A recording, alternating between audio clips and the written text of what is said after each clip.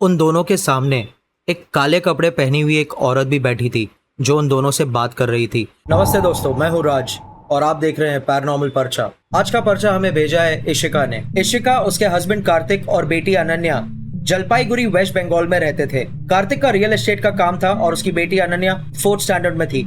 सब अच्छा चल रहा था।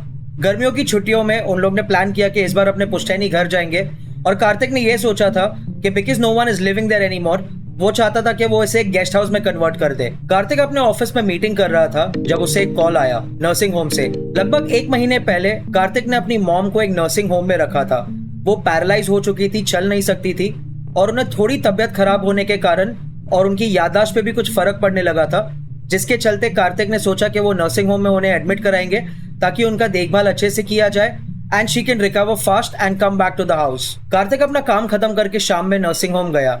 वो कॉल आने के बाद थोड़ा गुस्से में था। वो वहां पहुंचा और उसने नर्स से पूछा कि क्या हुआ। नर्स ने बताया कि कुछ दिनों से उनकी मॉम रिस्पॉन्स नहीं दे रही थी और जब अटेंडेंट ने चेक किया तो वो अजीब ढंग से चिल्लाने लगी और अचानक उन्होंने अपने केयरटेकर पर अटैक कर दिया। इन सब में वो बेड से नीचे गिर गई थी। डॉक्टर्स ने कुछ मेडिसिन और इंजेक्शंस दिए और उन्हें कंट्रोल किया। प्लीज आप टेंशन ना लें। उनकी केयरटेकर बहुत सालों से हमारे यहाँ काम कर रही है और वही उनका 1 महीने से ख्याल भी रख रही है। इनफैक्ट जब कल रात को ये एपिसोड हुआ तो वही उन्हें व्हीलचेयर पर गार्डन में ले गई, घुमा कर ले आई and after that your mom is feeling a little better. आप प्लीज एक बार पेशेंट से खुद बात कर लीजिए। कार्तिक अपनी मॉम से मिलने गया। कुछ देर बात करने की कोशिश की पर वो एकदम चुप थी। वो बस एक कोने में घूर रही थी। कार्तिक ने ट्राई किया but she didn't really respond. Kartik को लगा मे बी उनको फिर से याददाश्त का कुछ प्रॉब्लम हो रहा हो और वो कुछ देर में वहां से निकल गया। 2 दिनों बाद वो लोग अपने पुश्तैनी घर पहुंचे जो जलपाईगुड़ी से लगभग 1 घंटे की दूरी लतागुड़ी में था। घर काफी बड़ा था। हॉल, किचन, 3 कमरे, बाहर गार्डन था और कुछ स्पेस थी। उन्होंने अपने केयरटेकर गंगा दीदी को भी घर पे बुला लिया था ताकि वो सामान और किचन में मदद कर सके। सब सेटल हो गए। शाम में रेस्ट करने के लिए अपने रूम में चले गए, लेकिन सबको माँ की बहुत याद आ रही थी। लेट नाइट कार्तिक को नींद में लगा जैसे उसकी माँ उसे आवाज दे रही है।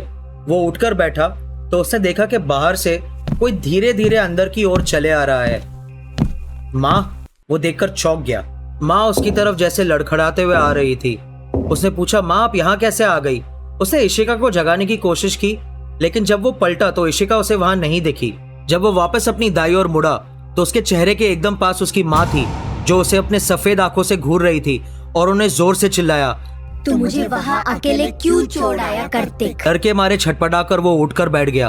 इतने में इशिका भी उठ गई और उससे पूछा, क्या हुआ कार्तिक, सब ठीक? कोई बुरा सपना देखा क्या? इशिका को उसने अपना सपना बताया तो इशिका ने उसे संभालते हुए कहा कि आप प्लीज गिल्टी मत फील करो। आप एक काम कीजिए, आप कल सुबह डॉक्टर से बात कीजिए और देखिए अगर आपको परमिशन मिले कि आप माँ को यहाँ ला सके तो। कार्तिक ने ठीक वही किया। सुबह उठकर उसने डॉक्टर को कॉल किया और परमिशन उसे मिल गई कि वो अपने माँ को वापस अपने घर ला सके। उसी रात इशिका को नींद में कुछ आवाजें आई।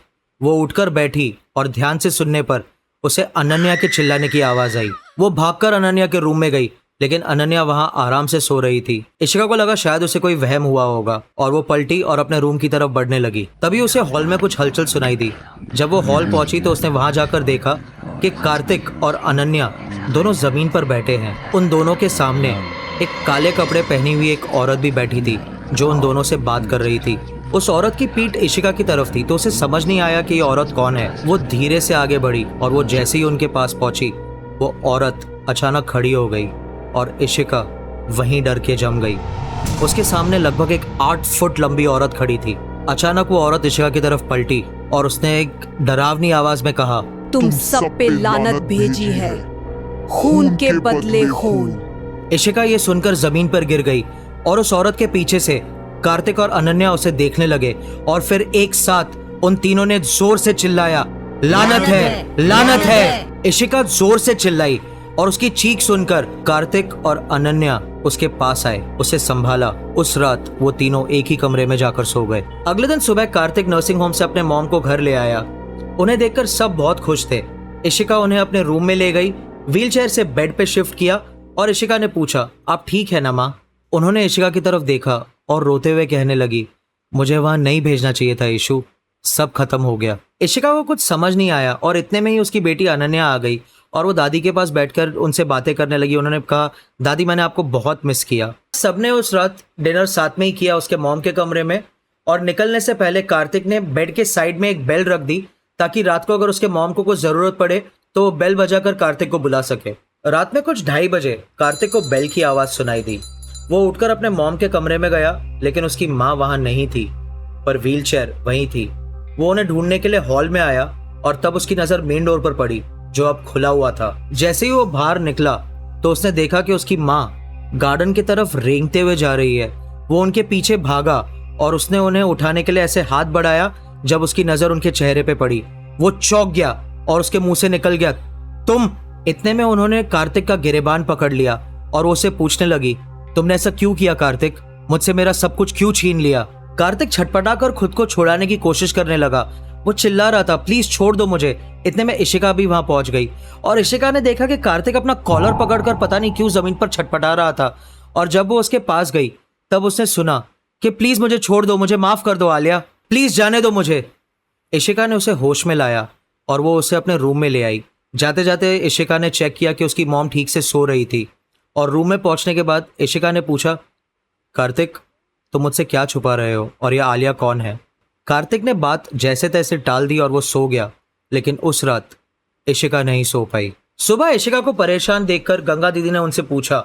सबके जाने के बाद गंगा ने कहा कि दीदी, यहाँ पास में ही एक बाबा रहते हैं जिन पे बड़े पीर आते हैं। इशिका अंधविश्वासी नहीं थी, लेकिन ये सब देखकर उसका नजरिया बदल चुका था। वो तुरंत वहां दरबार पहुंची पूछने के लिए।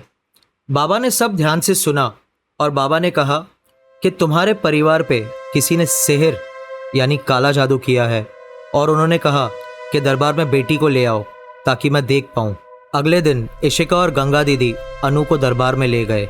अनु वहां जाते ही जमीन पर लौटने लगी और जोर जोर से हंसने लगी और उसने बाबा से कहा कि पीर तू कुछ नहीं कर सकता मेरा, मुझे भेजा है इस खानदान से बदला लेने, इनका वंश खत्म करने आया हूँ मैं, जाने दे मुझे वरना मैं तुझे भी खत्म कर दूंगी। ये कहकर वो वहीं बेहोश हो गई। इशिका गिड़गिड़ाने लगी कि बाबा प्लीज मेरी बेटी को बचा लीजिए, उसने कुछ नहीं किया, वो मासूम है।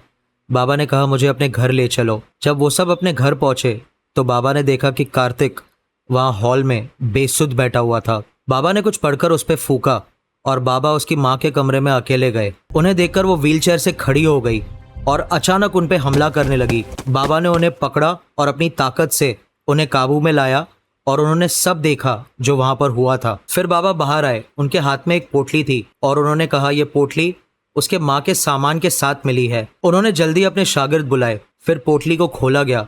उस पोटली के अंदर बड़ा ही अजीब सा सामान था, नींबू, बाल, नाखून और सबसे भयानक उन सब की तस्वीर जिस पर खून लगाया था। अपना काम शुरू करने के पहले बाबा ने इशिका से कहा कि वो अनु और गंगा को लेकर एक कमरे में चले जाए। माँ अपने कमरे में बंद थी और इशिका, अनु और गंगा अनु के रूम में जाकर बैठ गए। इशिका कमरे में बैठकर सोच रही थी कि ऐसा कौन कर सकता है जबकि इन्होंने किसी का कुछ नहीं बिगाड़ा था।